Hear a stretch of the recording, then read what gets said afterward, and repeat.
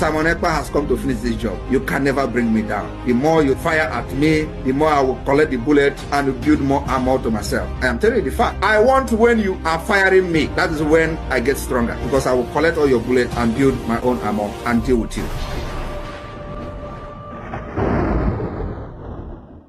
Good day, my SCV. This is Satellite Media. Mr. Ekpa, I want you to quickly respond to the statement that came from the Finland-based Biafra agitator. I'm talking about Simona Ekpa, who have said no one can bring him down. That the more they fire at him, the more he collect the bullets and build more resilience, more immunity, and forge ahead. Simona Ekpa have said it, that he come to finish this job. Which job did he come to finish? He come to the final restoration of the Republic of Biafra. Now, if you see it, his character, his movements, his way, his attitude, everything is organized. You know that he's a finisher. Other people have started the race. It's just like when they're running relay. Relay, 4 people made up of on one track. And Ojukwu started it. Owazirike collected the baton and dropped. Nnamdikanu, 3rd person, collected it, the baton. Then our able Prime Minister, Simona Ekpa, is the 4th person collecting the baton. Which means he will run across the line. And whereby the finishing line. The finishing line. And Nigeria is coming after him. Nigerian supporters are coming after him. We have 6 lanes that make up running race in a relay race or in any track and field. And fortunately, Biafra is on lane 1, which is easy to turn. Nigeria is on lane 6. Followers and supporters of Nigeria in lane 5, lane 3, lane 4. And all of them are far behind Biafrans. This is why Simona Ekpa say, I am 1 million miles ahead of you. So Simona Ekpa holding the last battle now. He will run across the finishing line, which is where we are now, waiting for the announcement on December 2nd, 2024 for restoration of Biafra nation. Is it because of the anointing he received from nnamdikanu? Remember that he have said it, that he took an oath with nnamdikanu. You see, everybody that running this race to finish for restoration of Biafra or Biafran cause must surely collect anointing. If you don't have the anointing, you cannot do it. Because look at this one who dropped immediately. Rafa Wazirike. Rafa Wazirike, just like what Bible said in the book of Matthew, I think Matthew chapter 25. The wise virgin and the foolish virgin. The wise virgins has oil enough in their lantern, but the foolish 5 virgins don't have oil enough. When they waited for the master to come, the master did not come, he delayed. The oil in their lamp run out. They went to buy oil. Before they will come back, the master have come in and enter into the hall for the wedding, and they were locked outside. This is what happened to Rafa Wazirike. His oil in his lamp is not enough. Ojukwu oil was enough. He carried us to reach where we reach. nnamdikanu oil is enough, which made him to be steadfast up to today, even in detention. And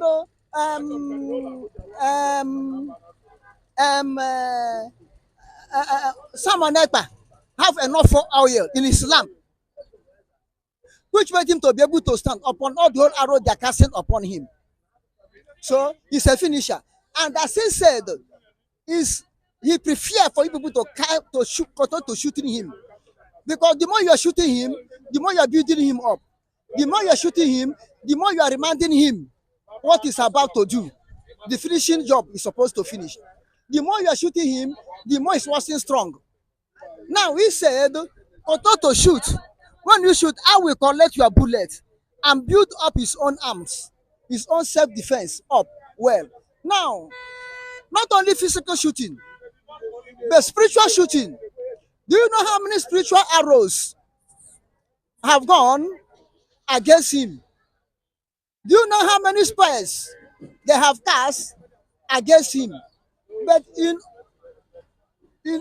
in the in all of them, he tried to do what? To capture them with a spiritual air defense. He has spiritual air defense. When they shoot it in the air, physically, spiritually, his own spiritual air defense will magnet those weapons, will magnet those bullets, will magnet those arrows, will magnet those spears. Remember, I think in Numbers 20:23, he said there's no enchantment against Jacob or divination against Israel.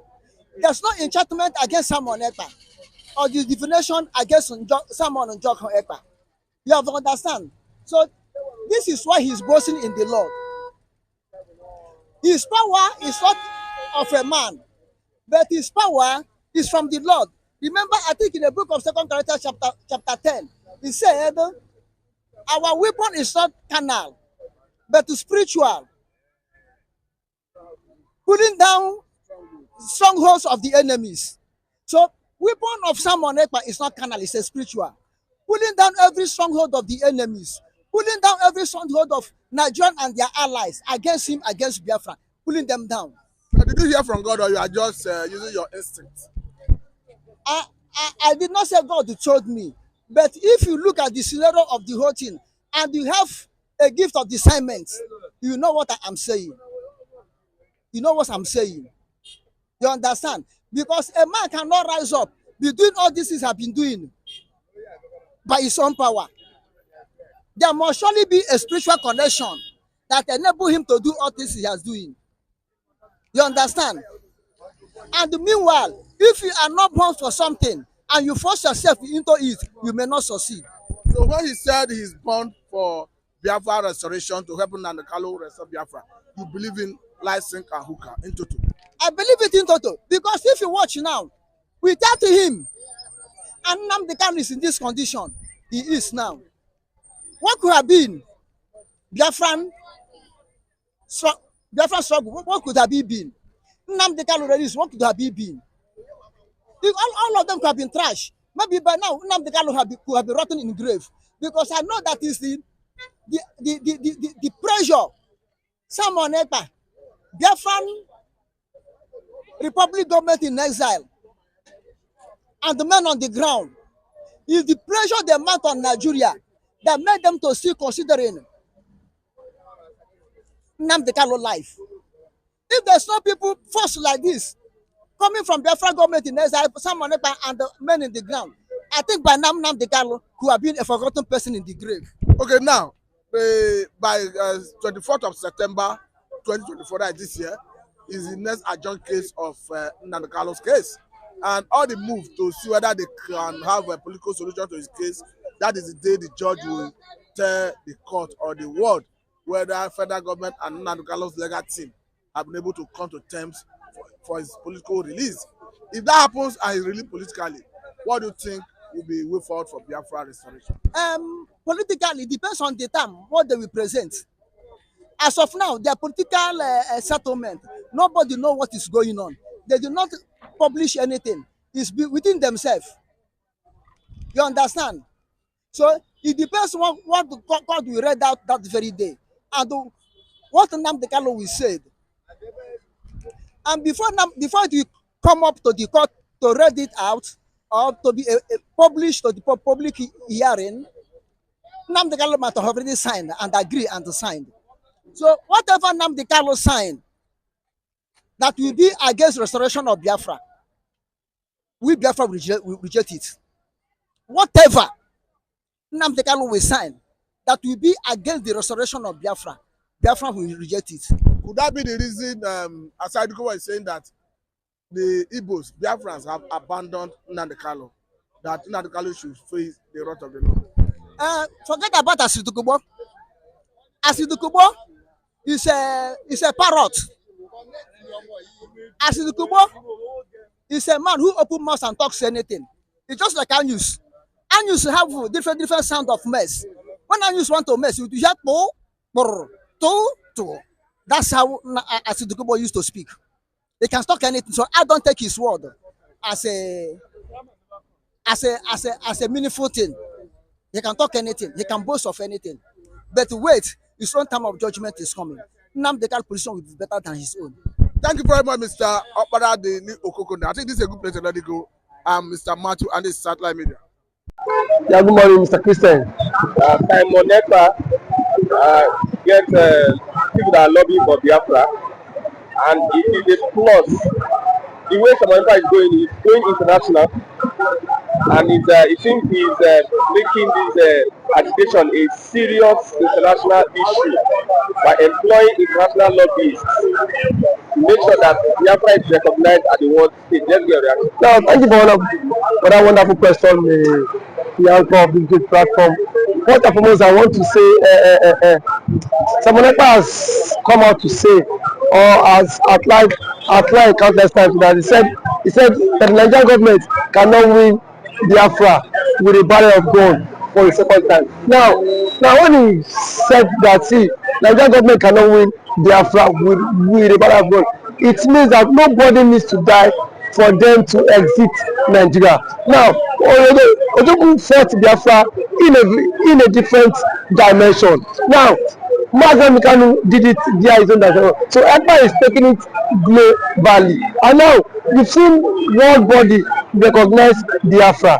We've seen the UN and then some other global body have come out to endorse the Biafra struggle. So kudos to him, it is a plus. Some persons have come out to say that Simona should be discredited, the likes of and that of the southeastern governors. But my question is that you said Simona should not be taken serious. Then who should be taken serious? The government who is not willing to protect our people? Is it the people who have refused to speak up when the Igbo man has been marginalized in the country? Is it the same governors who have become a tools in the hands of their Fulani master? So for you to even have a character like Simona and nnamdikanu to have come out to say enough is enough, that we are tired of this contraption called one Nigerians. It shows that these people have this mindset that, see, they can no longer be the slave. So for him to have even gone as far as to hire lobbyists that will speak on behalf of Biafra in the world in the UN summit, to me it's a plus, and that alone, the voice of Biafrans will be heard globally, and the voice of an Igbo man is also being heard globally. Now let me take it back the line. When Southern Sudan and South Sudan wanted parted ways, nobody killed each other. Nobody go through the route of violence. It was done amicably. So Simona is doing it amicably for him to convince world leaders that this thing is possible, and why the government of the day, the present government of Nigeria, are not seeing it that way. Thank you. You can also to the government, to the Nigerian government, be worried about this. Why would they be worried? The same people have sent assassins to kill Simona. Now only he has escaped. So see, one thing about it is that the government of the day, they are panicking. There's panic. You know what it is now? So a particular tribe, a major tribe, to exit your country. You know how an Igbo man is. You know the investment of an Igbo man is in the country. Now imagine in Nigeria without an Igbo man. Let's just imagine that. I mean, dominance. That means the outside man would now dominate virtually every government parameters in Nigeria. So now the reason why the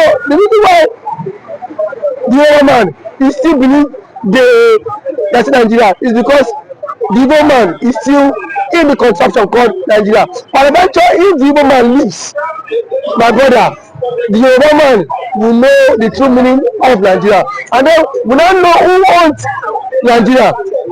Just like what Angobula said. He said they are not scared of the Igbos parting, exiting Nigerians. That was what he said. He said they are not scared. Indirectly, that means the other tribe would not have sense of belonging in the country. And we know it. We know it. I know it too. And every normal man now has the spirit of dominance. You cannot dominate him. If a Fulani man has the spirit of dominance, for you to dominate him, it will take ages. In any population, you cannot dominate them. So one thing is that Ekpa foreseen this whole thing. That was why he championed this Biafra struggle. And now, gradually, it is now becoming a reality in this contraction called Nigeria. Now, there are some Igbo men are even tired of the system called Nigeria, just because they feel their brother is still in president. Man, my brother, I can bet you, come 2027, the Yorubas will be championing the Republic more than the Igbo man.